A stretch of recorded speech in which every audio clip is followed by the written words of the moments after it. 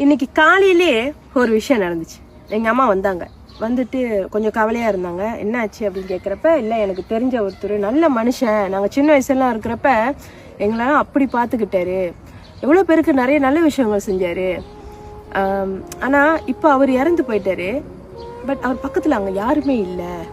அவர் மரணத்துக்கு வந்து நான் வந்து ஒரு நன்கொடை கொடுக்க போகிறேன், எல்லாம் காசு சேர்த்துக்கிட்டு இருக்காங்க அப்படின்னு.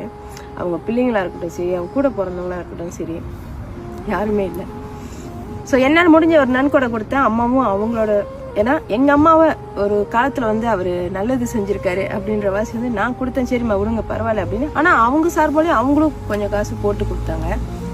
பட் என்ன இதில் நான் ஒரு விஷயம் கற்றுக்கிட்டேன்னா, ஒருத்தவங்க இல்லாத போது அவங்க செஞ்ச நல்லது பாருங்க, அந்த புண்ணியம் காக்குன்னு சொல்லுவாங்க பார்த்தீங்களா. இன்னைக்கு அந்த விஷயத்த நான் கற்றுக்கிட்டேங்க.